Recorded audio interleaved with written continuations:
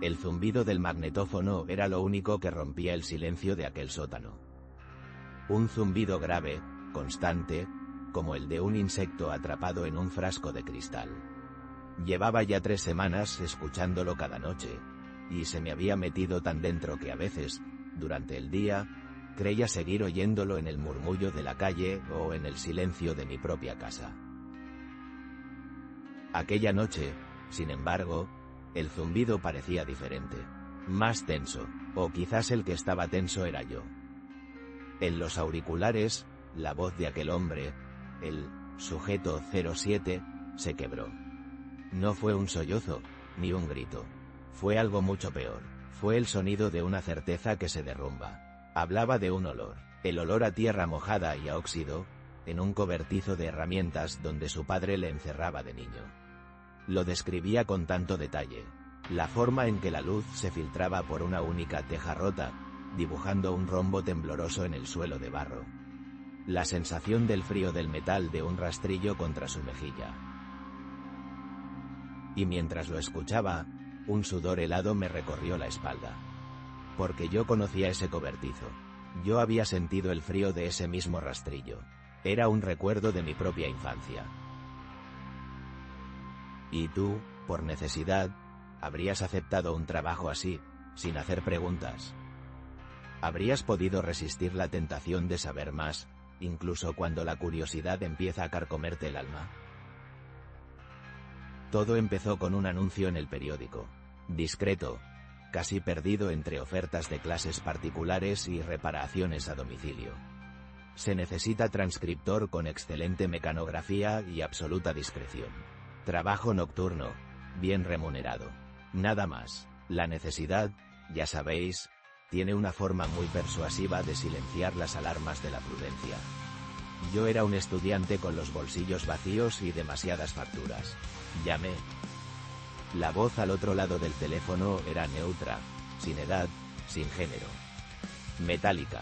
Me hizo una prueba de velocidad de escritura por teléfono, dictándome un fragmento de un manual técnico.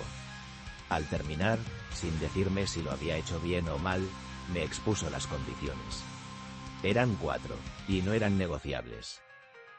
La primera, el trabajo se realizaría siempre de noche, de 11 a 7 de la mañana, en un local que ellos me proporcionarían. La segunda, se me entregaría un magnetófono de bobina abierta, auriculares y una máquina de escribir. Mi única tarea era transcribir palabra por palabra lo que oyera en las cintas que encontraría cada noche. La tercera, estaba terminantemente prohibido intentar averiguar la identidad de las personas en las grabaciones, el origen de las cintas o el propósito del trabajo. Cualquier investigación personal supondría el fin del contrato. Y la cuarta, la más extraña. Jamás, bajo ningún concepto, debía escuchar la misma cinta 2 veces en la misma noche. Una vez terminada, debía rebobinarla y colocarla en la caja de salida. Acepté. ¿Qué otra cosa podía hacer? 2 días después, un paquete sin remite llegó a mi pensión. Dentro estaban las llaves de un local en la zona industrial y un sobre con la mitad del sueldo del primer mes. En efectivo. Aquella noche, fui. El local era un pequeño sótano bajo una imprenta que cerraba al atardecer. Olía a tinta, a papel viejo y a humedad. Solo había una mesa de metal, una silla, una lámpara de flexo y, sobre la mesa, el equipo prometido. A su lado, una caja de madera con una etiqueta que decía entrada y 5 cintas de carrete. Las primeras noches fueron monótonas. Las grabaciones parecían sesiones de terapia o algo parecido.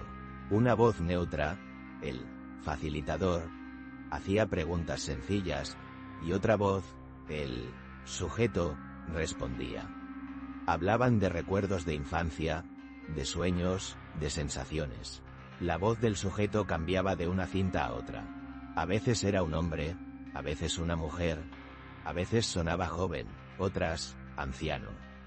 Transcribía sus palabras mecánicamente, el cliqueteo de la máquina de escribir ahogando el contenido de sus memorias. Era un trabajo fácil, anónimo, perfecto. Pero alrededor de la segunda semana, algo cambió. Las cintas dejaron de variar. Siempre era el mismo hombre. El sujeto 07. Su voz era cansada, pero lúcida. Y sus recuerdos empezaron a ser extraños. No hablaba de grandes traumas ni de eventos dramáticos. Hablaba de pequeñeces, de detalles sensoriales con una precisión enfermiza. El tacto de un mantel de hule con un patrón de cerezas. El sonido exacto que hacía una peonza de madera al girar sobre baldosas de terracota. El sabor de un caramelo de anís que se deshacía lentamente en la boca. Y ahí es donde empezó mi inquietud, porque algunos de esos detalles me resultaban familiares. Un día describió el papel pintado del pasillo de la casa de sus abuelos. Pequeñas goletas azules navegando sobre un mar de líneas beige. Mi corazón se detuvo. Era el mismo papel pintado que había en la casa de mis abuelos. Una coincidencia, me dije. El mundo es grande, pero no infinito. Esos patrones se fabricaban en serie.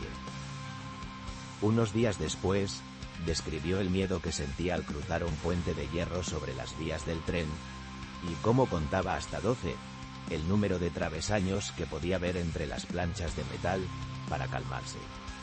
Yo hacía exactamente lo mismo en el puente que cruzaba para ir al colegio. Contaba los 12 travesaños. La casualidad empezó a sentirse como una soga que se apretaba lentamente. Y entonces llegó la noche del cobertizo. La noche en que describió mi miedo, mi escondite, mi recuerdo. Cuando terminé de transcribir aquella cinta, me quité los auriculares y me quedé mirando la máquina de escribir. Mis dedos temblaban. Por primera vez, el zumbido del magnetófono me pareció amenazante, como el gruñido de una bestia dormida. Rompí una regla, la más importante. Necesitaba saber quién era aquel hombre. Empecé mi propia investigación, en secreto. Escuchaba las cintas con una atención febril, no como un transcriptor, sino como un detective. Buscaba nombres, lugares, fechas. Pero las grabaciones eran un laberinto de sensaciones sin datos concretos. El facilitador era un experto en guiar la conversación para evitar cualquier detalle identificable. Era desesperante. La voz del sujeto 07 ya no era la de un extraño. Era un eco de mi propia vida contada por otro. Mi trabajo se convirtió en una obsesión. Apenas dormía. Durante el día, repasaba mentalmente las transcripciones, intentando encontrar un patrón, una conexión. ¿Era un pariente lejano? ¿Un antiguo vecino del que no me acordaba? Empecé a desconfiar de mis propios recuerdos. ¿Eran realmente míos? ¿O los estaba implantando esa voz en mi cabeza noche tras noche? El límite entre su pasado y el mío se volvía cada vez más borroso. Una noche, el sujeto 07 habló de una canción.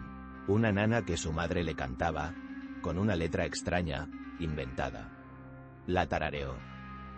Y yo, en la soledad de aquel sótano, la tarareé con él. Era la misma canción, la misma letra sin sentido que mi madre me cantaba a mí, y que yo creía que era un secreto solo nuestro. Aquello fue demasiado. Sentí que me estaba volviendo loco. Decidí romper otra regla, la cuarta. Iba a escuchar una cinta por segunda vez. Rebusqué en la caja de salida de noches anteriores, buscando la del cobertizo, la que lo había empezado todo. Pero al revolver las cintas, encontré una que no recordaba haber transcrito. Era distinta a las demás. La caja no tenía el código habitual. Solo una fecha escrita con una caligrafía temblorosa, la de mañana. No me lo pensé. La curiosidad era ya una enfermedad, un veneno que corría por mis venas. Saqué la cinta que estaba escuchando, monté aquella en el magnetófono y me puse los auriculares. Mi pulso era un tambor en mis sienes. Le di al play. Silencio. Durante casi un minuto, solo se oyó el siseo magnético de la cinta vacía. Pensé que estaba defectuosa, y entonces, la voz del facilitador, por primera vez, sonó diferente. Sonaba cercana. Describe el lugar, dijo. La voz del sujeto 07 tardó en responder. Cuando lo hizo, susurraba. Es un sótano. Huele a tinta y a papel viejo. y a humedad. Hay una mesa de metal, fría, una silla, y una lámpara de flexo que proyecta un círculo de luz amarilla sobre la mesa. Me quedé paralizado. Miré a mi alrededor. Estaba describiendo la habitación en la que me encontraba. ¿Qué más ves?, preguntó el facilitador. Veo un magnetófono. Gira. Las bobinas giran despacio. Y una máquina de escribir. Unas manos están sobre las teclas, pero no se mueven. Miré mis propias manos. Estaban congeladas sobre la máquina de escribir. El corazón me iba a estallar en el pecho. ¿Y qué oyes?, insistió el facilitador. Hubo una larga pausa.